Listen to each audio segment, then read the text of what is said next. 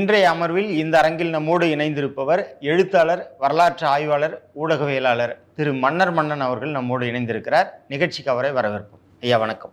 வணக்கம்.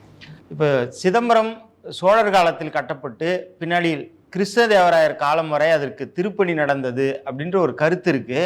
அது குறித்து உங்களுடைய பார்வை என்ன? எல்லா கோயில்லையும் பார்த்தீங்கன்னா வெவ்வேறு காலகட்டத்தில் திருப்பணிகள் நடந்திருக்கும். இப்போ தமிழ்நாட்டில் இருக்கக்கூடிய கோயில்களில் பார்த்தீங்கன்னா பல்வேறு காலங்களில் வந்து திருப்பணிகள் நடந்திருக்கும். இப்போ ராஜராஜ சோழன் கட்டின தஞ்சாவூர் பெரிய கோயிலே பார்த்தீங்கன்னா அம்மன் சந்நிதி வந்து ராஜராஜன் கட்டின இடத்துல இல்லை. அவங்க சொல்கிறப்போ இந்த பிரகாரத்து பரமேஸ்வரி அப்படின்னு சொல்லுவாங்க. பிரகாரத்தில் இருந்த அந்த அம்மன் சந்நிதியை பின்னாடி வந்துட்டு பாண்டியர்கள் தான் சிவன் கோயிலுக்கு பக்கத்தில் கொண்டு வந்து மாற்றி வைக்கிறாங்க. நந்தி இருக்கக்கூடிய அந்த மண்டபம் வந்து நாயக்கர் காலத்தில் கட்டப்பட்டது அப்படின்னு கட்டட வல்லுநர்கள் சொல்கிறாங்க. முருகன் சந்நிதி வந்து நாயக்கர் காலத்தில் கட்டிடப்பட்டிருக்கு. அதே மாதிரி ஒரு பிள்ளையார் சந்நிதி வந்துட்டு அதற்கு பிறகு அந்த மராட்டியர்கள் காலத்தில் கட்டப்பட்டிருக்கு. இப்போ அதை வச்சுட்டு இந்த கோயில் வந்து ஆரம்பிக்கப்பட்டது ராஜராஜ சோழன் காலகட்டத்தில், முடிக்கப்பட்டது வந்து மராட்டியர் காலகட்டத்தில்னு சொன்னால் நியாயமாக இருக்குங்களா? புரியுது இல்லைங்களா? வரலாறு எழுதுகிறப்போ கொஞ்சம் நேர்மையாக எழுதணும். என்னமோ அந்த கோயிலை வந்துட்டு முழுமை பெறாமலேயே வந்துட்டு குடமுழுக்கு பண்ணிட்ட மாதிரியும் இவங்க தான் வந்து முடிச்சு வச்ச மாதிரியும் சொல்கிறதெல்லாம் வந்துட்டு அறிவுக்கு வந்து பொருத்தமானது கிடையாது. சிதம்பரம் கோயில் வந்து சேரர்களுக்கு உரிமையுடையது வரலாற்றுப்படி பார்த்தோம் அப்படின்னா. அதனால் அங்கே இருக்கக்கூடிய அந்த ஆலயம் தொடர்பான நம்பிக்கைகள், வழிபாட்டு முறைகள் எல்லாம் சேரரோடு தொடர்புடைய முறைகளாகத்தான் இருக்கும். சோழர்களுக்கு வந்துட்டு முடிசூடக்கூடிய ஒரு அதிகாரத்தில் அல்லது ரொம்ப நெருக்கமான இடத்துல சிதம்பரம் கோயில் இருந்தாலும் சிதம்பரத்துக்கும் சோழர்களுக்கும் நிறைய நெருடல்கள் இருந்திருக்கு, வரலாறு நெடுக இருந்திருக்கு. அது வந்துட்டு இப்போ பரமசிவன் மாதிரியான ஆய்வாளர்கள்லாம் பதிவு பண்ணியிருக்கிறாங்க. அப்போது சோழர்கள் ஏற்றுக்கொண்ட ஒரு கோயிலாக சிதம்பரம் கோயில் இருந்திருக்கே தவிர அது முழுக்க சோழர்களோட கோயில் அப்படின்னே சொல்ல முடியாது. அப்போது இவங்க சேரர்களாக இருக்கட்டும், சோழர்களாக இருக்கட்டும், அவங்க பல்வேறு பணிகளை சிதம்பரத்துக்கு பண்ணியிருக்காங்க. பாண்டியர்கள் கூட நிறைய பணிகளை பண்ணியிருக்காங்க. அப்படி பிரிந்த காலகட்டத்தில் பிறமொழி அரசர்களும் கூட சிதம்பரம் கோயிலுக்கு சில நல்லதை பண்ணியிருக்கிறாங்கன்னு நம்ம அதை பார்க்கலாமே தவிர அவங்க தான் வந்துட்டு அதை முடிச்சு வச்சாங்க, அவங்க காலகட்டம் வரைக்கும் வேலை நடந்துக்கிட்டு இருந்ததுன்னு சொல்கிறதெல்லாம் வந்துட்டு ஒரு தனிப்பட்ட ஒரு இன பெருமை பேசுறதுக்காக உருவாக்கப்பட்ட கற்பனை வரலாறு தான் நம்ம பார்க்க முடியும். இப்போ சிதம்பரம் கோயில் குறிப்பாக தீட்சிதர்கள் கையில் எந்த காலத்தில் அவங்களுடைய ஆதிக்கம் அல்லது அவங்களுடைய கையில் எப்போ எந்த காலத்தில் போகணும்? சிதம்பரம் கோயில் வந்து ஒரு காலகட்டத்தில் இருந்தவங்க கையில் இன்னைக்கு இல்லை. இப்போ தில்லைவாழ் அந்தனர் தம் அடியார்க்கும் அடியன் அப்படின்ற அந்த வரியை வச்சுட்டு தில்லைன்னா அந்தனர் தான் இருந்தாங்க அப்படின்னு சொல்கிறாங்க. இங்கே தில்லைவாழ் அந்தனர்னு சொல்லப்படக்கூடிய சிவபெருமானை தான் தில்லைவாழ் அந்தனர் அப்படின்னு அவங்க சொல்கிறாங்க. பின்னாடி வந்துட்டு அந்த சிவபெருமான் குடியிருக்கக்கூடிய தில்லையில் கொஞ்சம் பேர் வந்து குடியேறி அவங்க வந்துட்டு அந்த கோயிலை பார்த்துக்க ஆரம்பித்தாங்க. தில்லை 3000 அப்படின்னு பேர். ஆனால் அந்த மரபில் வந்தவங்க தான் இன்றைக்கும் இருக்கிறாங்களா அப்படின்றதுக்கான எந்த ஒரு சான்றும் நம்மளால் காமிக்க முடியல. அவர்களுடைய பண்பாடு வேறு மாதிரி இருக்குது. அவர்களுக்கே வந்து இறை நம்பிக்கை இருக்கான்னு தெரியல. அவங்க கோயிலில் வந்துட்டு என்னென்ன பண்ணிகிட்டு இருக்காங்கன்னு தெரியல. கோயிலுடைய தானத்தை வந்து எப்படி பயன்படுத்துகிறாங்கன்னு தெரியல. கோயில் நிலங்களை வந்து தீட்சிதர்கள் விற்றதற்கும், கோவில் நகைகளை தீட்சிதர்கள் விற்றதும், கோயிலில் வந்துட்டு கிரிக்கெட் விளையாடுறதுக்கும் இன்றைக்கி பொது வெளியில் ஆதாரங்கள் இருக்குன்றதை நம்ம பார்க்குறோம். அதனால் நமக்கு இலக்கியங்களில் குறிப்பிடப்பட்டிருக்கக்கூடிய அந்த தில்லைவாழ் அந்தனர்கள் அல்லது தில்லையில் இருக்கக்கூடிய 3000 தான் இன்றைக்கும் இருக்கிறாங்க அப்படின்னு நம்ம கருத வேண்டிய அவசியம் இல்லை. பல்வேறு காலகட்டங்களில் பார்த்தீங்க அப்படின்னா கோயிலில் வந்து பூஜை செய்யக்கூடியவங்களுக்கும் அரசர்களுக்கும் முரண்பாடு ஏற்படுறப்போ அவங்க வெளியேறதும் பிறர் குடியேறதும் வந்து பல்வேறு தருணங்கள் நடந்திருக்கு. இப்போ தில்லையை பொறுத்த வரைக்கும் அங்கே இருக்கக்கூடிய முழுமையான வரலாற்று ஆதாரங்களை நம்மளால் எடுக்க முடியலை. ஏன்னா அது வந்துட்டு ஒரு இரும்பு கோட்டை மாதிரி. இப்போ நம்ம சைவ சமயத்தில் வந்து பார்த்திங்கன்னா தேவாரம் திருவாசகத்தினுடைய வரலாறுலாம் பார்க்குறப்போ பொதுமக்கள் கிட்டக்கெல்லாம் ஓலைச்சுவடிகள் அழிஞ்சு போயிருக்கப்போ தில்லையில் தான் ஓலைச்சுவடி இருந்தது, அப்புறம் போய் மீட்டிட்டு வந்தாங்க அப்படின்றதெல்லாம் நம்ம பார்க்குறோம். அப்படி தான் நமக்கு வந்துட்டு திருமுறைகள்லாம் பின்னாடி கிடச்சிது. அப்போது அரசாங்கமே வந்துட்டு உள்ளே இப்போ கால் வைக்க முடியாத மாதிரியான ஒரு அமைப்பை அவங்க நடத்தியிருக்காங்கன்றப்போ அவங்கக்கிட்ட முழுமையான வரலாறை வந்து நம்ம எடுக்கிறதுன்றது ரொம்ப கடினம். தில்லை வந்துட்டு அரசாங்கத்துடைய கட்டுப்பாட்டுக்கு எடுக்கப்பட்டு அங்கே வந்து முறைப்படியான ஆய்வுகள் நடத்தப்பட்டுச்சுன்னா மட்டும்தான் அவங்களோட உண்மையான வரலாறு நம்ம தெரிஞ்சுக்க முடியும். குறிப்பாக இப்போ தமிழருடைய நிலத்தில் தமிழர் வழிபாடுகளில் பிற மொழியினுடைய ஆதிக்கம் இங்கே அதிகமாக இருக்குது. அது குறிப்பாக திருவண்ணாமலையில் அப்படி நடக்குதா? உண்மையான கூற்று. ஏன்னா நம்ம சோழர் காலத்தில் பார்த்தோம் அப்படின்னா குடமுழுக்கு தமிழில் நடந்திருக்கு. அனைத்து கோயில்கள்லையும் தேவாரம் திருவாசகம் பாடப்பட்டிருக்குது. வைணவ கோயில்களில் திவ்ய பிரபந்தம் பாடப்பட்டிருக்கு. வழிபாடுகளில் மிக முக்கியமான இடத்துல வந்துட்டு தமிழ் மொழி இருந்திருக்குது. பல்வேறு சாதிகளை சேர்ந்த தமிழர்கள் வந்து கோயில்களில் பூசாரிகளாக இருந்திருக்கிறார்கள். அவர்களுக்கு தமிழ் மட்டும்தான் தெரியும், அவங்களுக்கு வேறு அந்த மொழி தெரியறதுக்கு வாய்ப்பு இல்லை. இப்போ தஞ்சாவூர் பெரிய கோயிலே பார்த்தீங்கன்னா தமிழ் பாடுறதுக்கு வந்துட்டு 4 பேர் இருந்திருக்கிறாங்க. தேவாரம் திருவாசகம் பாடுறதுக்கு 48 பேர் இருந்திருக்கிறாங்க. அந்த 48 பேருக்கு வாத்தியம் வாசிக்கிறதுக்கு 4 பேர் இருந்திருக்கிறாங்க அப்படின்னு தஞ்சாவூரில் இருக்கக்கூடிய ராஜராஜ சோழனுடைய கல்வெட்டே சொல்லுது. இந்த காலகட்டத்தில் அங்கே சமஸ்கிருதம் பாடுறதுக்கு நியமிக்கப்பட்டிருந்தவங்க வெறும் 3 பேர். ஒரு பக்கம் அவங்க 3 பேர், இவங்க 52 பேருன்ற மாதிரி ஒரு பெரிய எண்ணிக்கையில் இருந்தாங்கன்றதை நம்ம பார்க்குறோம். இன்றைக்கி என்ன ஆயிடுச்சுன்னா தமிழிலும் அர்ச்சனை செய்யப்படும் அப்படின்னு வந்துட்டு பழக்க வைக்கிறாங்க. அப்போ நீங்கள் என்ன வைக்கணும், தமிழ் தான் அர்ச்சனை செய்யப்படும். சமஸ்கிருதத்தில் வேணால் நீ கேட்டுக்கலான்னு தானே நம்ம போர்டு வைக்கலாம். அதற்கு மாறாக தமிழிலும் அர்ச்சனை செய்யப்படும் ஏன் வைக்கிறீங்க? இன்னைக்கு வரைக்கும் கோயில்களில் ஒரு 2ஆம் தர மொழியாகத்தான் தமிழ் மொழி நடத்தப்படுது. இப்போ தமிழர்கள் வந்துட்டு ஒரு கோயிலுக்கு போகிறப்போ அங்கே வந்துட்டு பூசையோ அல்லது பாடலோ தமிழில் இல்லைன்னா இது தமிழில் இல்லை, என் தமிழ் மொழிக்கு மாற்று அப்படின்னு அவங்க கேட்கணும். அப்படி கேட்டால் மட்டும்தான் அங்கே வந்து தமிழ் மொழியினுடைய இடம் கிடைக்கும். நம்ம என்ன பண்ணுறோம் அப்படின்னா, சமஸ்கிருத பூசை, தெலுங்கு பாடல் இதெல்லாம் கோயில்களில் இசைக்கப்படுறப்போ, இதெல்லாம் பக்தியில் ஒரு அங்கம் போல இருக்குன்னு பைத்தியக்காரத்தனமாக நினச்சிட்டு அதை வேடிக்கை பார்க்க ஆரம்பிக்கிறோம். அது வேடிக்கை பார்க்க ஆரம்பிக்கிறப்ப என்ன ஆகுதுன்னா, அந்த கோயிலுக்குள்ளே அந்நியர்கள் வந்து உள்ள நுழைஞ்சு அந்த கோயிலுடைய வரலாறை வந்து மறைக்கிறது, அதுக்கு புராணம் எழுதக்கூடியது, அந்த கோயிலில் இருக்கக்கூடிய அரசர் சிலைகள்லாம் வந்துட்டு இது வந்துட்டு யமதர்ம சிலை, சித்திரகுப்தன் சிலை, அந்த கோயிலுக்கு வந்தால் நீங்கள் பரிகாரம் பண்ணினா நீண்ட ஆயுள் இருப்பீங்கன்னு பொய் சொல்லி அந்த அரசர் சிலைகளை ஒரு பக்கம் மூடி மறைச்சி இன்னொரு பக்கம் இல்லாத புராணங்கள் எழுதி காசு பிடுங்கக்கூடிய வேலையெல்லாம் நடக்குது. திருக்கோடிகான்ற ஒரு கோயிலில் சோழ அரசர்களுடைய சிலைகளை பார்த்தீங்கன்னா இன்றைக்கி யமதர்மன், சித்திரகுப்தனுங்கிற பேரில் இருக்குது. இன்றைக்கும் நீங்கள் போனீங்கன்னா அங்கே வந்துட்டு இந்த சாமியை கும்பிட்டிங்கன்னா உங்களுக்கு யமபயம் போயிடுன்னு சொல்லிட்டு தட்டு நீட்டி தட்சணை வாங்குறாங்க. தமிழ்நாட்டு அரசும் அதை வேடிக்கை தான் பார்த்துட்டு இருக்கிறத நம்ம பார்க்குறோம். அப்போ அரசாங்கத்துக்கு கூட அதை எதிர்க்கணும் அப்படிங்கிற எந்த நோக்கமும் இல்லை. ஏன்னா இந்த கோயில்கள் வந்துட்டு இப்போ இருக்கக்கூடிய அரசாங்கமோ அல்லது திராவிட இயக்கமோ கட்டின கோயில் கிடையாது. அதே மாதிரி பிராமணர்களும் இந்த கோயில்களை கட்டலை. இந்த கோயில்களை கட்டியவர்கள் தமிழ் முன்னோர்கள். நம்ம எவ்வளோ தானம் கொடுத்தோன்றது ஒவ்வொரு கோயில்லையும் வந்துட்டு கல்வெட்டில் பதிவு செய்யப்பட்டிருக்கு. ஒவ்வொரு சாமானிய மனிதனும் ஒவ்வொரு ஏழையும் இந்த கடவுள் நம்பிக்கையை தலைக்கட்டுன்றதுக்காக கொடுத்த தானத்தில் உருவான சமூக சொத்து தான் கோயில். அப்படி இருக்கிறப்போ அவர்கள் என்ன நோக்கத்துக்காக கொடுத்தாங்களோ அந்த நோக்கம் நிறைவேறத அவங்களோட வாரிசுகளான நம்ம தான் உறுதி செய்யணும். ஆனால் மக்கள் என்ன நினைக்கிறாங்கன்னா, அப்படியே கோயிலுக்கு போகிறது, கன்னத்தில் போட்டுக்கிறது, விபூதி வாங்கிட்டு வந்துடுறது அல்லது போய் நாமம் போட்டு வந்துடுறது தான் பக்தின்ற மாதிரி புரிஞ்சுக்கிறாங்க. இது வந்துட்டு பக்தியை விட உரிமைங்கிறது மிக மிக அவசியம். இப்போ உரிமையை நம்ம இழக்கிறப்ப என்ன ஆகுதுன்னா, முதல்ல நம்மளை கருவறையிலேருந்து வெளியேற்றினாங்க, அப்புறம் அர்த்த மண்டபத்தில் தேவாரம் திருவாசகம் பாடக்கூடாது அப்படின்னாங்க, அப்புறம் கோயிலுக்கு வெளியிலே நீ பாட்டி நீ எல்லாம் கோயிலுகளே வரக்கூடாதுன்னு சொன்னாங்க. இப்போ திருப்பி போராடி தான் நம்ம அந்த உரிமையை திருப்பி மீட்டு பெற்றிருக்கோம். திரும்பவும் இதெல்லாம் வேடிக்கை பார்த்தோன்னா அந்த மொத்த உரிமையும் போயிடும். அதுலேயும் குறிப்பாக நம்ம பார்த்தோம் அப்படின்னா, தமிழ்நாட்டில் வந்துட்டு இந்த நாயக்கர் ஆட்சி காலங்களில் தான் பிராமணர்களுக்கான முக்கியத்துவங்கிறது பெரிய அளவில் அதிகரிச்சது. அதற்கு முன்பாக வந்து கோயில்களில் இருந்த தமிழ் ஜாதியினர்லாம் வந்து வெளியேற்றப்பட்டு பிராமணர்கள் தான் வந்துட்டு துண்ணூறு கொடுக்கணும் அப்படின்ற நிலைமைக்கு அவங்களை கொண்டு வந்தாங்க. தேவாரம் திருவாசகம்லாம் வந்து நிறுத்தப்பட்டு அந்த இடத்துல தெலுங்கு கீர்த்தனைகள் பாடப்பட்டுச்சு. இதை பற்றி அறிஞர் அண்ணாதுரையே வந்து ஒரு கட்டுரை எழுதியிருக்கிறார். எப்படி வந்துட்டு தெலுங்கு உள்ளே புந்துச்சு, சேர சோழ பாண்டியர் காலகட்டத்திலலாம் கோயிலில் தெலுங்காக இருந்துச்சு, தமிழ் தான் இருந்துச்சு, இதெல்லாம் எப்படி மாறி தெலுங்கு அந்த இடத்த பிடிச்சது தெரியுமா அப்படின்னு அண்ணாதுரை அவர்களே எழுதியிருக்கிறார். ஆனால் இவங்க ஆட்சிக்கு வர்றப்போ அதுக்கு எதிராக ஏதாவது நடவடிக்கை எடுத்தாங்களான்னா ஒன்றும் கிடையாது. இப்போ இவங்களும் வந்துட்டு நாங்கள் தமிழர்கள்னு காமிக்கிறதுக்காக அது ஒரு பிரச்சனைன்னு பேசுவாங்களே தவிர, இவங்க ஆட்சிக்கு வரப்போ அதுக்கு எதிரான எந்த நடவடிக்கையும் எடுக்கிறது இல்லைன்றதை நம்ம பார்க்குறோம். அதனால் பக்தியோடு இருப்பவர்கள் கொஞ்சம் இனம் சார்ந்த ஒரு அறிவோடையும் இருக்கணும். அப்படி இருந்தீங்கன்னா தான் நீங்கள் போகிற கோயிலுக்கு உங்கள் பேரம்பேத்திங்க போக முடியும், இல்லாட்டி உங்களை வெளில நிப்பாட்டிடுவாங்கன்றதை மட்டும் நான் இங்கே பதிவு பண்ணிக்கிறேன். சில நாட்களுக்கு முன்னாடி நீங்கள் முகநூல் பதிவில் போட்டிருந்தீங்க, ஒரு விடுதிக்கு வந்து தெலுங்கில் இருக்குது, அதுக்கு கீழே ஆங்கிலத்தில் இருக்குது, தமிழ் மொழியே இல்லை அப்படின்ற ஒரு பதிவை போட்டிருந்தீங்க. அதை தொடர்ந்து திருவண்ணாமலையில் அதிகப்படியான தெலுங்கு மக்கள் வந்து குடியேறுறாங்க அப்படின்ற ஒரு கருத்து அங்கே கல ஆய்வில் சொல்லப்படுது. என்ன நடக்குது திருவண்ணாமலை? இல்லைங்க, இப்போது தெலுங்கு மக்களுக்கு எப்பயுமே இன்னொருத்தவங்க இடத்த ஆட்சி பண்ணுறது பிடிக்கிறதுனா பிடிக்கும். அது வந்து ஒரு இடத்துக்கு போவாங்க, அந்த இடத்துல மக்கள் கூட கலந்துருப்பாங்க. ஒரு நாள் திடீர்னு பிரிவினை பேசி எங்களுக்கு எங்கள் இடம் வேணும்னு சொல்லிட்டு மற்ற மக்கள்கிட்ட இவங்களும் பேசி அந்த இடத்த பிரிச்சுப்பாங்க. இப்படி தான் வந்து ஆந்திரான்னு ஒரு மாநிலம் முதல்ல உருவாச்சு, இப்படி தான் தெலுங்கானான்ற ஒரு மாநிலம் இப்போ சமீபத்தில் உருவாச்சு. இதை பார்க்குறோம். அப்போது இன்னொரு இடத்துக்கு போகிறதுக்கு எந்த ஒரு காரணம் இருந்தாலும் அதை அவங்க பிடிச்சிப்பாங்க. இன்னொன்று வந்து பார்த்திங்கன்னா, வட இந்தியாவில் சங்கின்னு சொல்லி பேசுகிறோம் இல்லைங்களா, வட இந்தியாவுக்கு அடுத்து இந்தியாவில் வந்துட்டு ரொம்ப அதீதமான ஒரு கடவுள் பக்தி இருக்கக்கூடிய மண் வந்துட்டு தெலுங்கு பேசக்கூடிய மக்களுடைய மண் தான். அவங்க வந்து சமஸ்கிருதத்தை அவங்க தாய்மொழியான தெலுங்கின் தாய்மொழி அப்படின்னு நம்பக்கூடிய மக்களாக இருக்கிறாங்க. நீங்கள் தெலுங்கு திரைப்படங்களை எடுத்து பார்த்தீங்கன்னாலும் சரி, அவங்களோட நம்பிக்கையில் எடுத்து பார்த்தீங்கன்னாலும் சரி, அப்படியே வந்துட்டு வட இந்தியாவுக்கு அடுத்து இவங்க தான் சொல்ல முடியும். ஆனால் வட இந்தியர்களே வியக்கிற அளவுக்கு அதை அவங்க காட்சிப்படுத்துவாங்க. அவங்க வந்து அவங்க பண்ணுறப்ப நம்ம சிரிப்போம், இவங்க பண்ணுறப்ப நம்மளே ரசிப்போம். தமிழர்களுக்கு வந்து எப்படி மிளகா அரைக்கணுன்ற அளவுக்கு அவங்க அந்த தொழில்நுட்பமாக அவங்களுக்கு செய்ய தெரியும். அதனால் அவங்க வந்து கொஞ்சம் வரலாற்று ரீதியாக ஏதாவது ஒரு இடத்துல ஒரு வரி கிடச்சிச்சின்னா கூட அதை பிடிச்சிட்டு அதன் மூலமாக ஒரு குடியேற்றத்தை நிகழ்த்துறதுக்கு ரொம்ப தயாராக தான் இருக்கிறாங்க. நம்ம தமிழ்நாடு வரலாறில் பார்த்தீங்க அப்படின்னா ரொம்ப பின்னாடி, அதாவது இந்த விஜயநகர பேரரசெல்லாம் இங்கே வர்றதுக்கு முன்னாடியே தெலுங்கர்கள் வந்து ஓரளவுக்கு வந்து வாழ்ந்த பகுதிகளில் ஒன்று திருவண்ணாமலை. இன்றைக்கி சில நாயக்கரசர்களோட பேரை பார்க்குறப்போ இவங்க பூர்வீகம் வந்து திருவண்ணாமலைன்னு ஒரு ஆந்திரான்னு வருது. அதை காமிச்சு என்ன சொல்லுவாங்கன்னா, இங்கே பாருங்கள் அவங்க வந்து ஆந்திராவிலேருந்து வரல, இந்த நாயக்கர்லாம் திருவண்ணாமலையிலேருந்து வந்தாங்கம்பாங்க. திருவண்ணாமலைக்கு எங்கேருந்து வந்தாங்க? புரியுதா உங்களுக்கு? அப்போ திருவண்ணாமலையில் வந்துட்டு முன்னாடியே வந்துட்டு தெலுங்கர்களுடைய குடியேற்றம் நடந்திருக்குது. பின்னாடி வந்து விஜயநகர பேரரசு வர்றப்போ திருவண்ணாமலை பகுதியில் இருந்த தெலுங்கர்கள் வந்துட்டு நிறைய பதவிகளுக்கு போகிறப்போ அவங்க வந்து இடம் மாறி போகிறாங்க, எல்லாம் நடக்குது.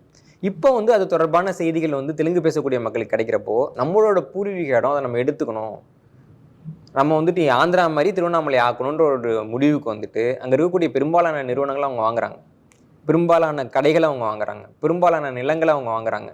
கோயிலுக்கு போனால் கூட அவங்க மொழியை பேச சொல்கிறது. இப்போ பேருந்துகள் எல்லாம் பார்த்தீங்கன்னா திருவண்ணாமலைங்கிற பேரையே எடுத்துகிட்டு அருணாச்சலம்லாம் போடுறாங்க, அரசாங்க பேருந்துகளில் தனியார் பேருந்துகள்லாம் போடுறாங்க. அவங்க வந்து அந்த இடத்துக்கு பேர் மாற்றுறாங்க. இப்போ சீனாவை வந்துட்டு இந்தியாவுக்குள்ளே வந்துட்டு ஒரு இடத்துக்கு பேர் மாற்றுறப்ப நம்ம எவ்வளோ அவமானமாக சொல்கிறோம். அதை அருணாச்சலன்ற பேரை அவங்க மாத்துறாங்களா? தமிழ்நாடு அரசுனா தமிழ்நாடு அரசு பேருந்துல தமிழ்நாடு அரசு தானே மாத்துறாங்க. அவங்க சொல்கிறாங்க, இவங்க மாற்றுறாங்க. ரெண்டு பேரும் ஒரே இனம் தான் இல்லைங்களா? இங்கே வந்துட்டாங்கன்னா அப்படியே தமிழர்கள் ஆகிடுவாங்களா என்ன? அவங்க கேட்டதுக்கு ஏற்ற மாதிரி அவங்க மாற்றி தராங்க. அதான் நான் கேட்குறேன். இப்போ வந்து சீனா வந்துட்டு ஒரு இடத்து பகுதியை வந்துட்டு சீன மொழிக்கு மாற்றி கொடுத்துருங்க அப்படின்னு சொல்லி இந்திய அரசாங்கம் மாற்றிச்சுன்னா நம்ம ஏற்றுக்க முடியுமா? அருணாச்சலான்னு எப்படி நீ பேர் வைக்கிற? அண்ணாமலை தானே எங்களுக்கு. இல்ல, மக்கள் அங்கிருந்து வராங்க தமிழ்நாட்டு கோயிலுக்கு. அதான் அங்கே வர்றாங்கன்னா பேரை மாற்றிடுவியா? வருமானம் அதிகரிக்குது. அதான் சொல்லும், வருமானம் அதிகரிச்சுன்னா பேரை மாற்றிடுவோம் இல்லைங்களா? அவ்வளோதான் நான் கேட்குறேன். எப்படி நீ ஒரு இடத்தோட பேரை மாற்றுவ? இடத்துக்கு அவங்க என்னென்னா அவங்க வரலாற்று ரீதியாக அவங்க இடம் நிரூபிக்கிறதுக்கு பார்க்குறாங்க. நான் இன்னொன்று கேட்குறேன். ஓசூர்னு ஒரு ஊர் இருக்குங்க. ஓசூருங்கிற பேர் இங்கே பின்னாடி பார்த்தீங்கன்னா கல்வெட்டு அதெல்லாம் கிடைக்காது. ராஜேந்திர சோழன் காலகட்டத்தில் அதுக்கு பேர் உரைசூர், தமிழில் உரைசூர் அப்படின்னு நமக்கு கல்வெட்டு கிடைக்குது. இப்போ அந்த கல்வெட்டை வச்சு ஓசூருங்கிறத உரைசூர்னு நம்ம மாற்ற முடியும். புரியுதா உங்களுக்கு? நமக்கு சொந்தமான நிலம் அப்படின்னு மாற்ற முடியும். இன்றைக்கி சென்னைன்னு பேர் சொல்கிறீங்க. ரொம்ப பழமையான கல்வெட்டில் பார்க்குறப்ப சென்னைங்கிற பேர் நமக்கு கிடைக்கல, மாதரசன் பட்டினம்னு ஒரு பேர் கிடைக்குது. மாதரசன் பட்டினம் தான் மதராசப்பட்டினமாக மாறி இருக்குன்னு நம்ம பார்க்குறோம். இப்போ மாதரசன் பட்டினம்ன்றப்போ சென்னைக்கு இன்றைக்கி ஒரு பிறந்தநாள் கொண்டாடுறாங்களே அதே பின்னாடி போகும். கல்வெட்டு ரீதியாக பார்க்குறப்ப நமக்கு அந்த ஆதாரத்தினுடைய பெயர் அதிகரிக்குது. அதே மாதிரி பெங்களூர்னு இன்றைக்கி ஒரு ஊர் இருக்குது. பழமையான தமிழ் பேர் வந்து வெங்களூர் நம்ம பார்க்குறோம். இப்போ நாங்கள் தானே அந்த ஊருக்கு பேர் வச்சது, நாங்கள் வச்ச பேர் தான் நீங்கள் மருவி இருக்குது. அது எங்கள் ஊருன்னு தமிழர்களால் சொல்ல முடியும். ஆனால் தமிழர்கள் சொல்கிறாங்களா? இல்லை, பரவாயில்ல, எந்த பேரில் வந்து இருந்தால் என்ன அப்படின்னு நம்ம விட்டுறோம். இன்றைக்கி வந்து நமக்கு உரிமை கொண்டாடலை. ஆனால் இவர்கள் வந்து ஒரு வரி அல்லது ஒரு சில வார்த்தை இருக்கக்கூடிய வரலாறை பிடிச்சிக்கிட்டு வந்துட்டு அதை நம்பி இன்னொரு இடத்துல வந்துட்டு மக்கள் குடியேறுறாங்க, கோடிக்கணக்கில் செலவு பண்ணுறாங்க, நிலத்தை வாங்குறாங்க. இப்போ வந்து ஒவ்வொரு நல்ல நாளையும் பார்த்தீங்கன்னா அவ்வளோ பெரிய தெலுங்கு பேசக்கூடிய கூட்டம் வந்து அந்த இடத்துல வந்திருக்குன்றப்போ நம்மள மாதிரி அவனும் முட்டாளாக இருப்பான்னு நம்ம எதிர்பார்க்க முடியாது இல்லை? புரியுதா? அப்போ அப்படி இருக்கிறப்போ அவங்களுக்கு வந்து தடையாக இருக்கக்கூடிய ஒன்று வந்துட்டு இது திருவண்ணாமலை அப்படிங்கிறதா அவங்களுக்கு தடை. இப்போ அதையும் வந்துட்டு நீங்கள் அருணாச்சலான்னு மாற்றி அவன்கிட்ட கொடுத்துட்டிங்கன்னா ஒவ்வொரு மொழிக்கும் ஒரு இலக்கணம் இருக்குது.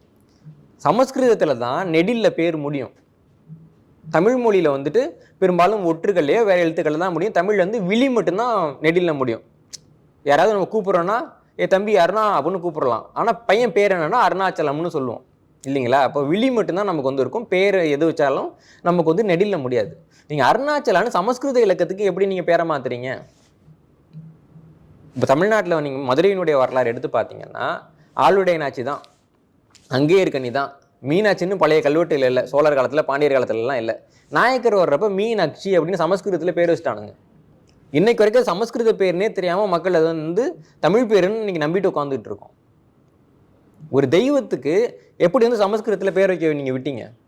இது இப்பதான் நடந்திருக்கா இல்ல தெலுங்கர்கள் தெலுங்கரோட ஆட்சியில், விஜயநகர ஆட்சிகளில் நடந்தது, தெலுங்கரோட ஆட்சியில் நடந்தது. இங்கே வந்துட்டு கோயில்கள் இருக்கக்கூடிய கடவுள் பேரெல்லாம் மாற்றிருக்காங்க, கடவுள் பேரை மாற்றிருக்கிறாங்க, ஊர் பேரை மாற்றிருக்கிறாங்க. திருமுதுகுன்றம்ங்கிறது ஊர் பேர், திருமுதுகுன்றம்.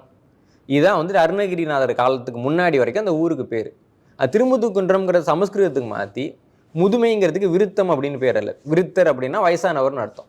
ஆசலம்னா மலை, விருத்தாசலம் அப்படின்னா இன்னைக்கு இந்த பேருக்கு வச்சுருக்காங்க. இன்னைக்கு விருத்தாசலத்துக்கு திருமுதுகுன்றம்னு பேர் இருந்துச்சு நம்மளுக்கு எத்தனை பேருக்கு தெரியும்? அப்போ இந்த ஊர்களுக்காவது பரவாயில்ல, பேர் மட்டும் மாறி இருக்கு. இப்படியே நம்ம விட்டோம்னா திருவண்ணாமலைங்கிற ஒரு இடத்த நம்ம இழந்துரும். ஏற்கனவே நம்ம பார்க்குறோம் பல்வேறு இடங்களில் வந்துட்டு இவங்க ஆட்சி நடந்தால் கூட இவங்களால சட்டம் ஒழுங்கு நிலைநாட்ட முடியறதில்ல. திருப்பூர்லலாம் பார்த்தா தமிழர் அல்லாதவர்கள் தான் பெரிய எண்ணிக்கையில் இருக்கிறாங்க. இவங்க பிரச்சாரம்லாம் கூட இப்போ நடந்த இடைத்தேர்தலில் பார்க்குறப்போ ஹிந்தியில் பிரச்சாரம் பண்ணாங்க இல்லைங்களா? ஏன்னா அவங்களுக்கு வேறு மொழி தெரியாது, அவங்க வேறு எதையும் கற்றுக்கிறதுக்கு தயாராக இல்லை. நீங்கள் அவனை உள்ளே விட்டுட்டிங்கன்னா அவனுக்கு ஏற்ற மாதிரி தான் நீங்கள் இறங்கி போகணும். அதே போன்ற ஒரு ஒரு ஒரு நிலை வந்துட்டு நாளைக்கு திருவண்ணாமலையில் ஏற்படுறதுக்கு நிறைய வாய்ப்புகள் இருக்குது. அப்படியே போச்சு அப்படின்னா திருவண்ணாமலையில் வந்து தெலுங்கு வேட்பாளர்கள் தான் நிறுத்தப்படுவார்கள், தெலுங்கு வேட்பாளர்கள் தான் ஜெயிப்பாங்க. திருவண்ணாமலைங்கிறது ஒரு குட்டி தெலுங்கானாவை மாறுறதுக்கு தான் எல்லா வாய்ப்பும் நடந்துகிட்டு இருக்கு. நான் என்ன கேட்குறேன், இவ்வளோ பெரிய ஒரு குடியேற்றம் நடக்குதில்ல, ஆந்திராவிலேருந்து வந்து இவ்வளோ பேர் வரிசையாக வாங்குறான். உங்களுக்கு வந்துட்டு இப்போ பத்திரப்பதிவுத்துறையெல்லாம் உங்ககிட்ட தான் இருக்குது. அப்புறம் வந்து பேருந்துகள் முதற்கொண்டு நிறுவனங்கள் முதற்கொண்டு எங்கேயுமே தமிழ் இல்லை. அப்போ இந்த இடத்துல தெலுங்கு இந்த அளவுக்கு வளருது. இன்னும் சொல்லணும்னா அவங்க வந்து தெலுங்கு கூட கொண்டு வரல, அவங்க கொண்டு வர சமஸ்கிருதத்தை. நீங்கள் எந்த மொழியை எதிர்க்கிறீங்கன்னு சொல்கிறீங்களோ அந்த மொழியை தான் அவங்க முன்னிலைப்படுத்துகிறாங்க. அந்த கோயில் இப்போ நாளைக்கு வந்துட்டு திருவண்ணாமலை கோயிலுக்குள்ளே அவங்க அதிகரிச்சிட்டாங்கன்னா தெலுங்குலையே வழிபாடு சொல்லுவாங்க. அதெல்லாம் ஒன்றும் கிடையாது. அவங்க வந்து சமஸ்கிருதத்தை முன்னிலைப்படுத்துகிறாங்க. பேரே மாற்ற சொல்கிறப்ப சமஸ்கிருதத்தை தான் மாற்ற சொல்கிறாங்க. நீங்கள் சமஸ்கிருதத்தை எதிர்க்கிறோன்றீங்க, ஆரியத்தை எதிர்க்கிறோன்றீங்க, உங்களுக்கு கண்ணுக்கு அதெல்லாம் எதுவும் இல்லையா? அப்போ இது தொடர்பாக அரசாங்கம் என்ன நடவடிக்கை எடுத்தது? ஒரு நடவடிக்கையும் எடுக்கல. அவங்களுக்கு என்னென்ன வேணுமோ எல்லாத்தையும் முறைப்படி முறைவாசல் பண்ணிக்கிட்டு தானே இருக்கிறாங்க. இப்போ அரசாங்கம் வந்துட்டு அவங்களுடைய ஒரு நீண்ட கால திட்டத்துக்கு இது வந்து உகந்த சமயம்னு பார்த்து அதை அனுமதிக்குதுன்னு நம்ம அதை புரிஞ்சிக்க முடியுது. ஏன்னா நம்ம பார்க்குறோம், ஜக்கி வாசுதேவ் வந்துட்டு எப்போ அந்த வழக்கு 2 ஆண்டுகள் கழித்து தமிழக அரசாங்கம் வந்துட்டு இப்போ தான் அதில் வந்துட்டு முனைப்பு காமிக்கிறாங்க. இப்போ 2 வருஷமாக என்ன பண்ணிகிட்டு இருந்தீங்கன்ற கேள்வியை நீதிமன்றம் வந்து எழுப்புது. அப்போது ஒரு மாற்றுமொழி சாமியார் இங்கே வந்துட்டு இவ்வளோ பெரிய நிலத்தை ஆக்கிரமிச்சிருக்கிறாரு. ஏற்கனவே இவங்க ஆட்சிக்கு வரதுக்கு முன்னாடி திமுகவுக்கும் அவருக்கும் பெரிய சண்டை இருந்தது. பிடிஆர் அவர் வந்து பேசுகிறப்போ ஜக்கி வாசுதேவ் எதிர்த்து பேசுனதெல்லாம் இன்றைக்கி பொது வெளியில் இருக்குது. ஆனால் ஆட்சிக்கு வந்தோன்னே நீங்கள் என்ன பண்ணீங்க? சிவராத்திரிக்கு உங்கள் அமைச்சரை அனுப்பி வச்சிங்க. போய் உட்காந்துருந்தாரா இல்லையா? அதற்கு பிறகு இப்போ வந்து ஏதோ ஒரு பேரம் படியல்னா மட்டும்தான் அது தொடர்பாக நீங்கள் நடவடிக்கை எடுக்கிறது தயாராக இருக்கிறீங்க. ஆனால் தமிழர்கள் சம்மந்தப்பட்ட விஷயங்களில் வந்து நீங்கள் அந்த மாதிரி நடந்துக்கிறீங்களா? இப்போ திருவண்ணாமலையில் வந்து தமிழர்கள் வந்துட்டு ஒரு நம்பிக்கையை சார்ந்த ஒரு இடம். அது வந்துட்டு அக்னிக்கான ஒரு கோயிலாக நம்ம பார்க்குறோம். இன்னும் சொல்ல போனால் எனக்கு வந்துட்டு அது துல்லியமாக தெரியல. திருவண்ணாமலை வந்துட்டு ஒரு அணைஞ்சு போன எரிமலைங்கிற மாதிரியான ஒரு நிலவியல் நம்பிக்கையை சொல்கிறாங்க. அதனால தான் அது அக்னி கோயிலாக இருந்ததுன்றாங்க. அப்போது ஒரு அணைஞ்சு போன எரிமலைன்றது வந்துட்டு ஒரு சாமானிய மனிதனுக்கு தெரியணும்னா அது எப்போ வெடிச்சதுன்றது தொடர்பான அறிவு அவனுக்கு இருந்திருக்கணும். அப்போது எப்போ வெடித்ததுன்ற அந்த காலகட்டத்தை எடுத்தோன்னா அப்பையிலேருந்து அங்கே ஏதாவது ஒரு மக்கள் இருந்திருக்காங்க, அந்த தகவலை கடத்திருக்காங்கன்ற வரலாறு நமக்கு திருவண்ணாமலையிலேருந்து கிடைக்குது. ஆனால் அந்த வரலாறு தொடர்பாக ஆய்வு நடந்திருக்கா? திருவண்ணாமலைன்ற ஒரு மலையை வச்சுட்டு தமிழினத்தினுடைய பழமையை நம்ம மேலே கொண்டு போக முடியும்ல. ஆனால் அரசாங்கம் ஏன் அதை கண்டுக்கவே மாட்டேங்குது? இப்போ உங்களுக்கு வந்துட்டு பகுத்தறிவு அதெல்லாம் இருக்குது அப்படின்னா அதன் காரணமாக வந்துட்டு நீங்கள் அந்த இடத்த வந்து அப்படியே புறக்கணிச்சிருவீங்களா? அல்லது வந்துட்டு வேற யாருக்காவது தாரை வார்த்துருவீங்களா? ஒரு காலகட்டத்தில் ஆந்திரா வந்துட்டு சென்னையை கேட்டப்போ சென்னையை கொடுத்துருவோம் தாரை வார்த்துருவோம்னு சொன்னவங்க தான் இன்றைக்கி இருக்கக்கூடிய திராவிட இயக்கத்தினுடைய முன்னோடிகள். அவங்களால வந்துட்டு அந்த ஆசையை நிறைவேற்றிக்க முடியல, சென்னையை தாரை வார்க்க முடியலன்றதை திருவண்ணாமலை வச்சு தீர்த்துக்கிறாங்கன்னா அதை பார்க்குறேன். அதனால் இது வந்து அவர்களுக்கு தெரியாமல் நடந்ததுன்னு நம்புறதுக்கெல்லாம் எதுவும் இல்லை. தமிழ்நாட்டில் தெலுங்கர்களுடைய ஆதிக்கம் வருது அப்படின்னு நீங்கள் சொல்கிறீங்க. இன்னொரு பக்கம் இப்போ தமிழர்கள் திருப்பதியை வந்து நாங்கள் தான் கட்டினோம், திருப்பதி கோயில் சோழர்களால் கட்டப்பட்டது அல்லது தமிழ் மன்னர்களால் கட்டப்பட்டது அப்படின்னு சொல்கிறாங்களே, அந்த கருத்து உண்மைதானே? அது பற்றி நீங்கள் என்ன சொல்கிறீங்க? திருப்பதி நம்மளோடது தான். இப்போ நான் என்ன கேட்குறேன், திருப்பதியில் என்னென்ன கல்வெட்டுகள்லாம் இருந்ததுன்னு ஒரு புத்தகம் அப்பயே வெளியிட்டாங்க. அது முழுமையாக நம்ம சொல்ல முடியாது. ஏன்னா வந்துட்டு இப்போ கோயிலில் வந்துட்டு நிறையா தடவை புனரமைக்கிறப்போ நிறைய கல்வெட்டுகள் வந்துட்டு இழந்திருப்பாங்க. இப்போயும் நீங்கள் திருப்பதியில் பார்த்தீங்கன்னா நிறைய கல்வெட்டு வந்து செதுக்கி மாற்றிட்டாங்கன்னு அதை பார்க்குறோம். ஆனாலும் கூட வெளியிடப்பட்ட கல்வெட்டு தொகுதி இருக்குல்ல, அரசாங்கங்கள் மேற்பார்வை பார்த்து அந்த கல்வெட்டு தொகுதியிலே பார்த்தாலும் கூட திருப்பதியில் வந்து அதிகமாக இருக்கக்கூடிய கல்வெட்டுகள் தமிழ் கல்வெட்டுகள் தான். அப்போது ஒரு கோயில் இருக்குது, அதில் தமிழில் கல்வெட்டு இருக்குது, தமிழ் அரசர்கள் திருப்பணி பண்ணியிருக்காங்க, தமிழர்கள் காலங்காலமாக போயிட்டு வந்தாங்க. நீங்கள் திடீர்னு ஒரு மாநிலத்தை உருவாக்கி ஒரு இடத்த எடுத்துக்கிட்டிங்கன்னா அது உங்களோடதுன்னு ஆகிடுமா? இப்போ தமிழ்நாட்டில் இருக்கிற நிறைய கோயில்களில் தெலுங்கு கல்வெட்டு இருக்குது. எந்த காலகட்டத்தில் தமிழ் கல்வெட்டு மூத்ததாக இருக்கிறதா தெலுங்கு கல்வெட்டு மூத்ததாக இருக்கிறதா? அவ்வளோதான். தமிழை விட பழமையான தெலுங்கு கல்வெட்டு இந்த கோயில் இருக்குன்னு சொல்லுங்கள், நாங்கள் ஒத்துக்கிறோம் உங்களோடது தான்ட்டு. இவ்வளோதானே கேள்வி. அவங்களுடைய மாநிலத்திலேயே கிபி 7ஆம் நூற்றாண்டுக்கு முன்னாடி இருக்கிற தெலுங்கு கல்வெட்டு கிடையாதுங்க. களமெல்லா கல்வெட்டே வந்துட்டு இந்த 7ஆம் நூற்றாண்டுன்னு சொல்லி தான் செம்மொழி தகுதியாக வாங்கினாங்க. இன்னும் சொல்லணும்னா அந்த கல்வெட்டினுடைய பழமை வந்து 7ஆம் நூற்றாண்டாக இருக்கிறதுக்கெல்லாம் வாய்ப்பு இல்லைன்னு எல்லா தொல்லியல் ஆய்வாளர்களுக்கும் தெரியும், கல்வெட்டு ஆய்வாளர்களுக்கும் தெரியும். ஏன்னா அது வந்துட்டு ஒரு தூணில் வந்துட்டு செதுக்கப்பட்ட கல்வெட்டு. அப்படி தூண்களை செதுக்கி கோவில் கட்டக்கூடிய முறையே இவங்க சொல்லக்கூடிய அந்த குறிப்பிட்ட காலகட்டத்தில் பின்னாடி தான் வந்திருக்கு. ஆய்வாளர்கள் ஒத்துக்கிறாங்க. இருந்தாலும் கூட பெருந்தன்மையாக தெலுங்குக்கு செம்மொழி அந்தஸ்து கொடுக்கப்பட்டப்ப நம்ம கேட்கல.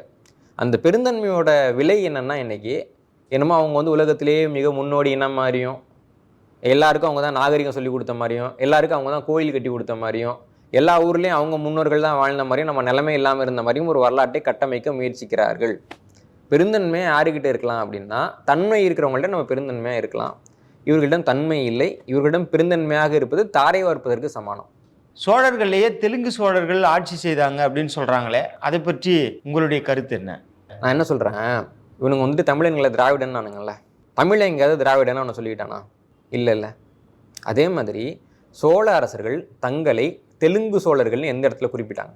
அவ்வளோதான் கேட்குறேன். அதுக்கு எதுவும் சான்று இல்லை. ஆனால் தெலுங்கு சோழர்கள் இருந்தாங்க. என்னன்னா தமிழ்நாட்டில் வரலாற்றை எழுதக்கூடிய வேலையை பார்த்தவர்களில் சரி பாதிக்கும் மேலானவர்கள் தெலுங்கை தாய்மொழியாக கொண்டவர்கள். நீலகண்ட சாஸ்திரியாக இருக்கட்டும், மாமலையாக இருக்கட்டும், அப்புறம் வந்து சுப்பராயலு அவர்களாக இருக்கட்டும், அல்லது வேல்சாமி இப்போ இருக்கிறார் இவராக இருக்கட்டும், இவங்களுக்கெல்லாம் இருக்கக்கூடிய ஒரே ஒற்றுமை என்னென்னா இவங்கெல்லாம் தெலுங்கர்கள். தெலுங்கு தான் தாய்மொழி.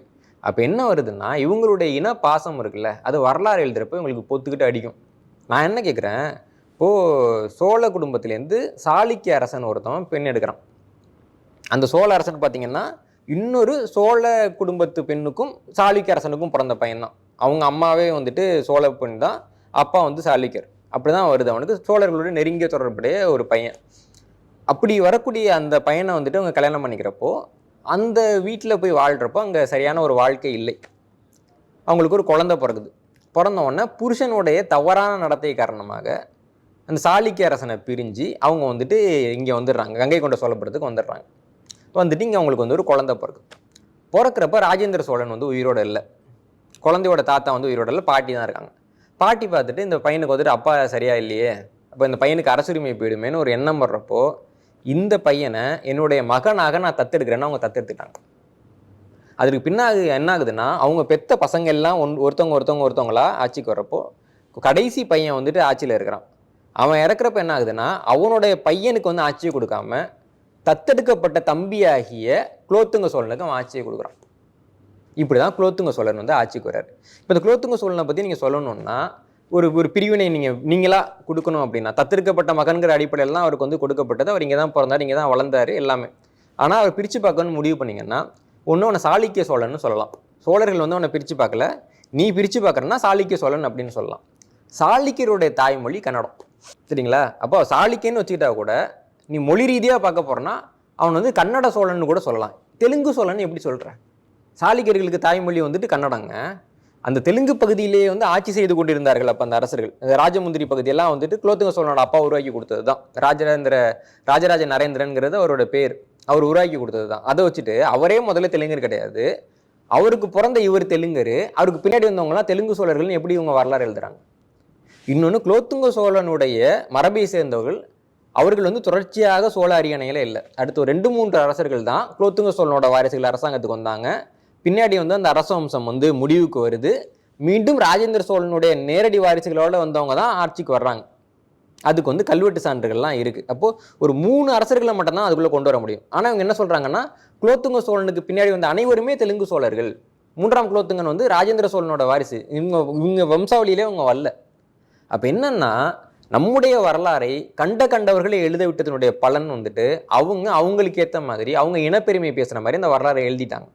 அதே இனத்தை சேர்ந்த சில கூமுட்டைகள் என்னன்னா அந்த வரலாறே தூக்கிட்டு வந்து இங்கே பாருங்க ஒரு தெலுங்கர்கள் அப்படின்றாங்க. நான் திரும்பவும் சொல்றது, ஏன் வரலாறுனா ஒன்று நான் சொல்லியிருக்கணும், இல்லை அதுக்கு ஏன் மண்ணில் சான்று இருக்கணும். அதை விட்டுட்டு உன்னுடைய இன அரிப்புக்காக, உன்னுடைய தனிப்பட்ட வன்மத்துக்காக, உன்னுடைய இயலாமைக்காக வந்துட்டு நீ என்னுடைய வரலாற்றை திரிக்கிறது வந்து நான் அனுமதிக்க முடியாது. கிருஷ்ணதேவராயருடைய தாய்மொழி துளு, வெக்கமே இல்லாமல் அவங்களுடைய வம்சத்து பேரே துளுவன்னு தான் ஆரம்பிக்கும்.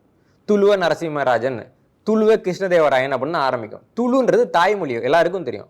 துளுவ அப்படின்றத பட்டமாக கொண்டு துளுவை தாய்மொழியாக கொண்ட கிருஷ்ணதேவராயர் வந்துட்டு அவருடைய காதலி தெலுங்கு பெண்ணுன்றதுனால ஒரு நூலை வந்துட்டு தெலுங்குல எழுதுறாரு. அதை வச்சுட்டு தெலுங்கர்களின் மாபெரும் அரசன் கிருஷ்ணதேவராயரே கடன் வாங்கிட்டு சுற்றுற கும்பல் தான் அது. புரியுதா உங்களுக்கு? இப்போ கொஞ்சம் விட்டுட்டோன்னு வச்சுக்கோங்களேன், அதில் கொண்டு வந்துட்டு முதல்ல குலோத்துங்க ஸ்டைல்லாம் சேர்த்தானுங்க. இப்போ கொஞ்ச நாள் என்ன சொல்கிறாங்க, ராஜராஜ சோழனே தெலுங்குறதான்றானுங்க. நாளைக்கு என்ன சொல்லுவாங்க, கரிகால சோழனே தெலுங்கு தாங்க பேசுவான்னு சொல்லுவாங்க.